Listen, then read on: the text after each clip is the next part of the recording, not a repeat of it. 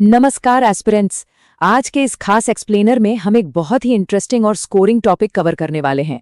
आज हम पूरी एनर्जी के साथ एक मास्टर मैप स्ट्रैटेजी को डिकोड करेंगे, जिससे छत्तीसगढ़ का ये पूरा का पूरा जटिल भूगोल एकदम उंगलियों पर याद हो जाएगा। चलिए सीधा शुरू करते हैं। सच बताइए, प्रीलिम्स से पहले छत्तीसगढ़ के 50 से ज्यादा जलप्रपात और बांध याद करते करते दिमाग चकराने लगता है ना। इतने सारे नाम, इतनी नदियां, और सबसे बड़ा डर तो ये होता है कि एग्जाम हॉल में अचानक से सब कुछ ब्लैंक आउट ना हो जाए। ये घबराहट होना बहुत नॉर्मल है। तो आज के इस सेशन का रोड मैप कुछ ऐसा रहेगा। सबसे पहले मैप स्केचिंग का सेटअप देखेंगे, फिर उत्तरी क्षेत्र की नदियां, उसके बाद मध्य क्षेत्र की परियोजनाएं, फिर चलेंगे बस्तर के वाटरफॉल हब की तरफ। आखिर में एग्जाम पैटर्न और एक क्विक रैपिड रिकॉल क्विज भी होगा। तो शुरुआत करते हैं हमारे पहले भाग से, मैप स्केचिंग और सेटअप। देखिए, ज्योग्राफी को रटने से काम नहीं चलता, इसे विजुअलाइज करना पड़ता है। इसका एक बड़ा ही सिंपल सा ब्लूप्रिंट है। सबसे पहले बस छत्तीसगढ़ की बाहरी सीमाओं का एक रफ ढांचा बना लीजिए। उसके बाद इस मैप को 5 प्रमुख संभागों में बांटना है: सरगुजा, बिलासपुर, दुर्ग, रायपुर और बस्तर। अब बस एक एक करके हर संभाग में नदियों और जलप्रपातों की लेयर्स बनाते जाना है। ये मास्टर मैप ना सारे बिखरे हुए फैक्ट्स को दिमाग में एकदम लॉक कर देगा। चलिए मैप के ऊपरी हिस्से से शुरू करते हैं। भाग 2, उत्तरी क्षेत्र यानी सरगुजा संभाग। यहाँ हम उन नदियों और जलप्रपातों पर फोकस करेंगे जो सीजीपीएससी के हमेशा से फेवरेट रहे हैं। उदाहरण के लिए एमसीबी जिले में हसदेव नदी पर है अमृतधारा जलप्रपात, सूरजपुर में रेहंद नदी पर रक्सगंडा और बलरामपुर में कन्हार नदी पर कोटली जलप्रपात। इन तीनों को अपने मैप के बिल्कुल उत्तरी हिस्से में प्लॉट करना है। ये एक बहुत ही सॉलिड स्टार्टिंग पॉइंट है। अब इस रक्सगंडा वाले फैक्ट को याद रखने की एक बहुत ही कमाल की और सिंपल सी ट्रिक बताता हूँ। इसे आरएस मेमोनिक कहते हैं। आर से रेहंद नदी और एस से सूरजपुर जिला।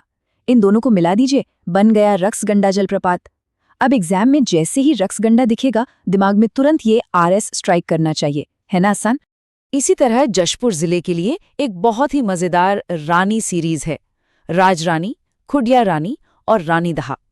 स्रोत सामग्री में इसे बड़े ही इंटरेस्टिंग तरीके से समझाया गया है कि जहां भी ये रानी शब्द आ जाए और बजट हिलने की बात हो, तो समझ जाना है कि जशपुर के जलप्रपातों की बात हो रही है। बस इन सभी ट्रिकी नामों का एक ग्रुप बनाकर मैप पर जशपुर के पास सेट कर देना है। अब आगे बढ़ते हैं। भाग 3, मध्य क्षेत्र के महत्वपूर्ण बांध और परियोजनाएं। मध्य क्षेत्र में आते ही हमारा फोकस वाटरफॉल्स से शिफ्ट होकर डैम्स यानी बांधों पर आ जाना चाहिए। धमतरी में महानदी पर गंगरेल और मुरुमुसिल्ली बांध, बिलासपुर में खारंग नदी पर खूटा घाट परियोजना और गरियाबंद में पैरी नदी पर सिकासार। ये बहुत ही हैवी वेट प्रोजेक्ट्स हैं और इन्हें मैप के सेंट्रल हिस्से में एकदम एक्यूरेट जगह पर मार्क करना बहुत जरूरी है। अच्छा, अब यहाँ थोड़ा सावधान होना पड़ेगा। ये एक क्लासिक एग्जामिनर ट्रैप है जिसमें अक्सर लोग फंस जाते हैं। ध्यान दीजिएगा, रानी दहा जशपुर में है, बिल्कुल सही, लेकिन रानी दरहा सुकमा में स्थित है। सुनने में ये दोनों नाम लगभग एक जैसे ही लगते हैं, लेकिन मैप पर ये एकदम अलग संभागों में है। एक एकदम उत्तर में और दूसरा सुदूर दक्षिण में। ऐसे ट्रैप्स को तो बिल्कुल हाईलाइट करके रखना है। अब चलते हैं राज्य के सबसे खूबसूरत हिस्से की तरफ। भाग 4, बस्तर जलप्रपात हब। बस्तर के वाटरफॉल्स की बात हो और इंद्रावती नदी पर बने चित्रकूट जलप्रपात का जिक्र ना हो, ऐसा तो हो ही नहीं सकता। इसे भारत का नियाग्रा कहा जाता है। जरा इसकी विशालता की कल्पना कीजिए। ये करीब 200 मीटर चौड़ा है और इसका शेप बिल्कुल घोड़े की नाल जैसा है। स्रोत बताते हैं कि यहाँ से जो पानी डिस्चार्ज होता है ना, वो पूरे भारत की एक दिन की पानी की खपत के बराबर है। सच में बस्तर के लोहंडीगुड़ा तहसील का ये एक अद्भुत और भव्य नजारा है। और इसी बस्तर संभाग में कांगेर घाटी के अंदर मुनगावबाहर नदी पर है प्रसिद्ध तीरथगढ़ जलप्रपात। इसकी ऊंचाई लगभग 300 फीट है। ये इसे राज्य के सबसे ऊंचे वाटरफॉल्स में से एक बनाता है। इसकी सुंदरता इतनी सम्मोहक है कि इसे जादूगर तक की उपाधि दी गई है। इसे मैप पर मार्क करना बिल्कुल नहीं भूलना है।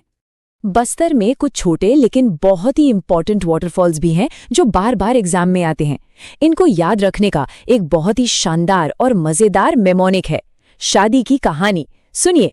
पहले महादेव की शादी तय हुई, तो बना महादेव घूमर, फिर मड़वा गड़ा तो मड़वा घूमर, फिर मेहंदी लगी तो मेहंदी घूमर, और शादी में मेहमानों की चारी चुगली हुई, लोग भुनभुनाने लगे तो बन गया भुनभुना जलप्रपात। है ना एकदम परमानेंट इलाज इन नामों को याद रखने का। अब जब डेटा मैप पर आ गया है तो स्ट्रैटेजी पर बात करते हैं। भाग 5, परीक्षा के पैटर्न एवं समय प्रबंधन। देखिए, सब कुछ एक साथ रटने की कोशिश नहीं करनी है, प्रायोरिटी सेट करनी होगी। हिस्टोरिकल एग्जाम पैटर्न के हिसाब से हमने इन्हें टियर्स में बांटा है। टियर 1 यानी अति आवश्यक, जैसे चित्रकूट, तीर्थगढ़ और अमृतधारा, इन्हें तो नींद में भी नहीं भूलना है। टियर 2 में अक्सर पूछे जाने वाले नाम हैं जैसे रक्सगंडा और सूरतगढ़, और टियर 3 में वो नाम हैं जो कम पूछे जाते हैं जैसे देवधारा और बोधधारा, इन्हें फाइनल रिवीजन के लिए रखा जा सकता है। टाइम मैनेजमेंट को लेकर एक बहुत ही क्रूशियल टिप है। जब भी मैप बेस्ड सवाल आएं तो उन्हें क्विक स्प्रिंट की तरह यानी बस एक झटके में सॉल्व करना है। इनमें ज्यादा लॉजिक या ओवरथिंकिंग काम नहीं आती, या तो लोकेशन पता है या फिर नहीं पता। इन सवालों में जो समय बचेगा ना, उसका इस्तेमाल एग्जाम के मुश्किल लॉजिकल सेक्शंस में किया जा सकेगा। तो चलिए, अब तक जो कुछ भी देखा है उसे टेस्ट करने का टाइम आ गया है। भाग 6, रैपिड रिकॉल भूगोल क्विज। तैयार हो जाइए। पहला रैपिड फायर सवाल, सूरजपुर जिले में कौन सी नदी रक्सगंडा जलप्रपात बनाती है? याद कीजिए, हमने एक छोटी सी ट्रिक डिस्कस की थी। और दूसरा त्वरित सवाल है, अमृतधारा जलप्रपात किस जिले में है? जरा दिमाग पर जोर डालिए। बिल्कुल सही, पहले का जवाब है रिहंद नदी। वो आरएस वाली मेमोरी ट्रिक काम कर गई ना। और दूसरे का जवाब है एमसीबी जिला। जब ये ट्रिक्स सही समय पर याद आती हैं तो कॉन्फिडेंस अलग ही लेवल पर चला जाता है। चलिए स्पीड बढ़ाते हैं। तीसरा सवाल, डंकिनी और शंखिनी नदियों के ठीक संगम पर कौन सा जलप्रपात बनता है? बहुत ही फेमस है ये। चौथा सवाल, खूंटा घाट परियोजना किस नदी पर है? और पांचवां, तीर्थगढ़ जलप्रपात की ऊंचाई कितनी है? क्या बात है, तीसरे का सही उत्तर है दंतेवाड़ा जिले में सूरतगढ़ जलप्रपात। चौथे का जवाब है खारंग नदी, और पांचवे का उत्तर है लगभग 300 फीट। अगर इन सवालों के जवाब याद आ गए तो मतलब मास्टर मैप दिमाग में छपने लगा है। तो आज के इस एक्सप्लेनर को यही कंक्लूड करते हैं। बस एक बात याद रखनी है कि मास्टर मैपिंग में थोड़ा धैर्य लगता है। तो आपके लिए आज का फाइनल थॉट और सवाल ये है, ये सेशन खत्म होते ही आज सबसे पहले छत्तीसगढ़ का कौन सा संभाग स्केच किया जाएगा? अब बस पेन पेपर उठाने और एक्शन लेने का समय आ गया है। इस चर्चा में शामिल होने के लिए बहुत बहुत धन्यवाद, और आपकी तैयारी के लिए और